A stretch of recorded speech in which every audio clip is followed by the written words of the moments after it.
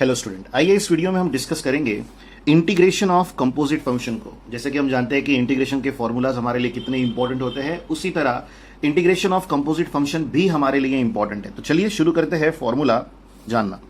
First formula है बच्चों integration of A x plus B to the power n. एक बात हमेशा ध्यान रखें, इस ब्रैकेट के अंदर हमने जो टर्म ली है वो है ए एक्स प्लस बी, जिसे आप लीनियर फंक्शन कहते हो।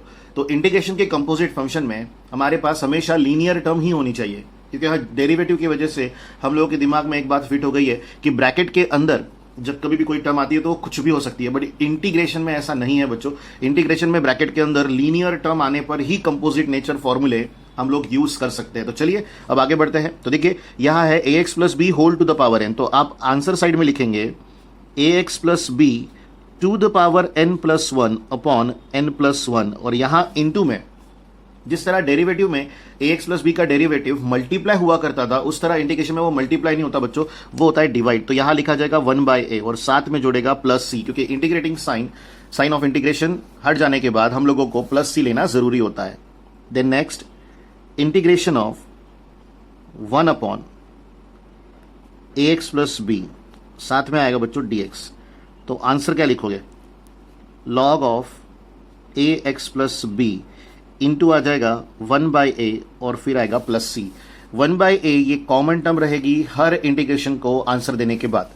Then next integration of one upon root of A x plus B, तो आंसर क्या आएगा, देखिए बच्चों वन बाय रूट एक्स का आंसर होता है टू रूट एक्स, तो one upon root of A x plus B का आंसर क्या होगा, two root of A x plus b, और साथ में एक एडिशनल टर्म कंपोजिट फंक्शन होने पर वो आएगी वन बाय ए और साथ में आ जाएगा बच्चों प्लस सी।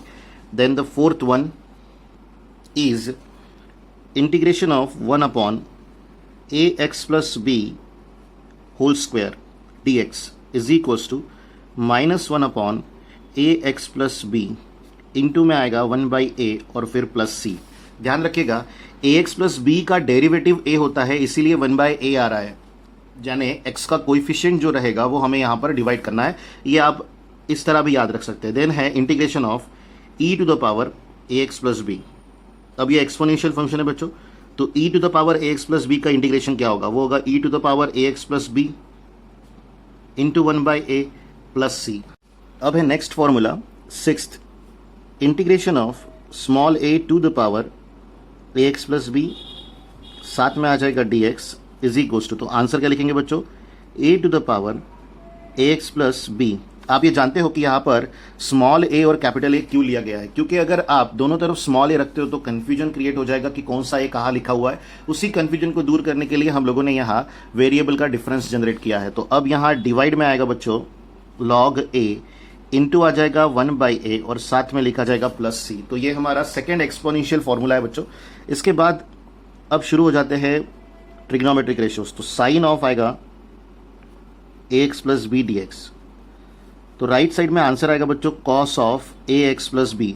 तो जिस तरह हमने स्टैंडर्ड फॉर्मूलाज देखे हैं उस लॉजिक के हिसाब से जिस आंसर साइड में कॉ आता है वहां हमें क्या लगाना पड़ता है, माइनस। तो हमेशा याद रखें कि आंसर साइड में जहां कॉ रहेगा वहां पर आप निगेटिव साइन लिखेंगे। देन ए एक्स प्लस बी का ये जो वन बाय ए मल्टीप्लाई होगा और ये integrating constant plus c. Then at integration of cos of A x plus b और साथ में आएगा बच्चों डी एक्स। तो कॉस ऑफ ब्रैकेट का डेरिवेटिव क्या आएगा, sine of bracket into one by A plus सी।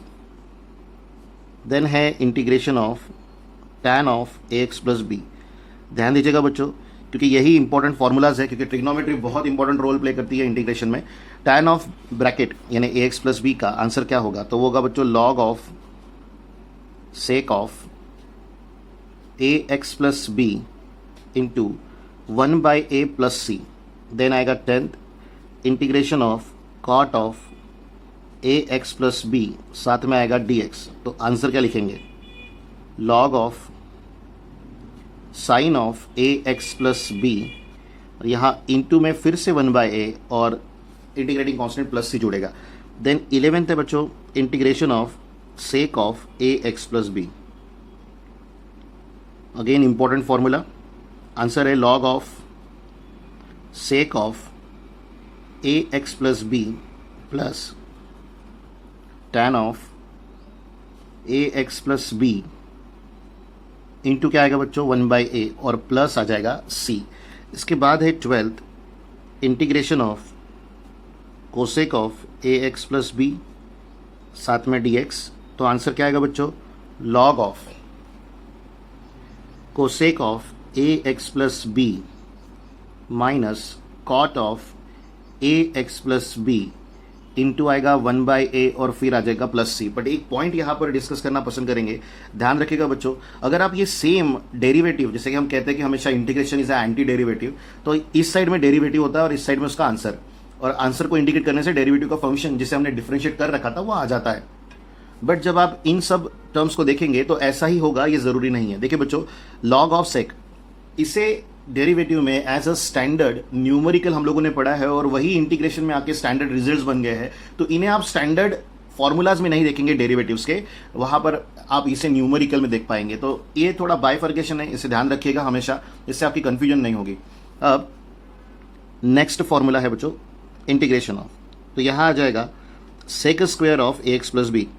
जैसा कि हमने डिस्कस किया है प्रीवियस वीडियो में, जहां हम लोगों ने इंटीग्रेशन के स्टैंडर्ड फॉर्मूला जाने थे, कि ये सारे के सारे जो ट्रिग्नोमेट्रिक रेशियोज है इसमें पावर 1 वाला फॉर्मूला हम लोगों ने देखा है, और ये अभी जो डिस्कस कर रहे हैं ये पावर 2 है। बट पावर 2 में हमारे पास सभी फॉर्मूले अवेलेबल नहीं है। पावर 2 में हमारे पास सिर्फ 2 ही है बच्चों, एक है सेक और एक है कोसेक। इसके अलावा अगर आपको कोई चाहिए तो वहां आपको ट्रिग्नोमेट्रिक रेशियोज को पहले यूज करना पड़ेगा और उसी के बाद आप न्यूमेरिकल को सॉल्व कर पाएंगे। तो sec square of A x plus B का आंसर है tan of A x plus B into आएगा 1/a और जनरेट होगा प्लस c। इसके बाद 14th integration of cosec square of A x plus b dx। देखिए बच्चों, राइट साइड में कॉट ऑफ आया है answer a x plus B into 1/a plus c। तो कॉ है तो ऑब्वियस है, माइनस साइन तो जरूर आएगी, तो वो हम लोगों ने काउंट की है। तो ये पावर 2 वाले 2 फॉर्मूले जो हमारे पास इंटीग्रेशन में अवेलेबल है। और इसके बाद जो हम डिस्कस कर रहे हैं वो है 2 ट्रिग्नोमेट्रिक रेशियोज का प्रोडक्ट। तो देखिए बच्चों, नेक्स्ट फॉर्मूला हमारा 15th integration of sec of A x plus B into tan of A x plus B साथ में आ जाएगा dx इज इक्वल्स टू, तो आंसर है बच्चों इसका sec of A x plus B into 1/a plus c। इसके बाद आएगा 16th integration of cosec of A x plus B into cot of A x plus B साथ में dx। तो आंसर आएगा minus cosec of A x plus B into 1/a plus c। तो ये हमारे सभी 10 ट्रिग्नोमेट्रिक रेशियोज के formulas है बच्चों, जिन्हें हम लोगों ने एज अ स्टैंडर्ड रिजल्ट कुछ फॉर्मूलाज को डेरिवेटिव में देखा और कुछ को नहीं देखा है। अब है 17th फॉर्मूला, ये इन्वर्स की तरफ जाएगा, लेकिन अगर हम पूछे कि कौन से फंक्शन को हम इंटीग्रेट करने जा रहे हैं तो वो अलजेब्रिक फंक्शन है बच्चों। तो यह आएगा 1/√1 माइनस ए एक्स प्लस बी का होल स्क्वायर dx। तो आंसर क्या आएगा इसका? इसके 2 आंसर है बच्चों, एक है sine inverse of A x plus B into 1/a और प्लस क्या आएगा c, और दूसरा आंसर है बच्चों minus cos inverse of A x plus B into 1/a plus c। इसके बाद 18th integration of 1/1 plus a x plus B का होल स्क्वायर। ध्यान रखिएगा यहाँ रूट नहीं है, कोई कंफ्यूजन मत रखिएगा इस बात को लेकर कि यार रूट आता है या नहीं आता है। तो आंसर क्या लिखेंगे हम लोग? आंसर आएगा बच्चों tan inverse of A x plus B into 1/a plus c, और सेकेंड आंसर है इसका minus cot inverse of A x plus B into 1/a plus c। ध्यान रखिएगा ये कॉट इनवर्स है बच्चों। Then last integration formula 1/a x plus B into root of A x plus B whole square minus 1 dx is equals to, तो answer क्या आएगा बच्चों sec inverse of A x plus B into 1/a plus c, और second answer है minus cosec inverse of A x plus B into 1/a plus c। और ध्यान रखें बच्चों, यही हमारे सारे कंपोजिट इंटीग्रेशन फॉर्मूलाज है जो हम लोगों ने यहाँ डिस्कस किए। इससे प्रीवियस वीडियो में हम लोगों ने इंटीग्रेशन और रूल्स ऑफ इंटीग्रेशन को देखा था, और इसके आने वाले वीडियो में हम डिस्कस करेंगे एडिशनल फॉर्मूलाज ऑफ इंटीग्रेशन, जो अगेन बहुत इंपॉर्टेंट रोल प्ले करते हैं इंटीग्रेशन के मैक्सिमम न्यूमेरिकल सॉल्व करने में।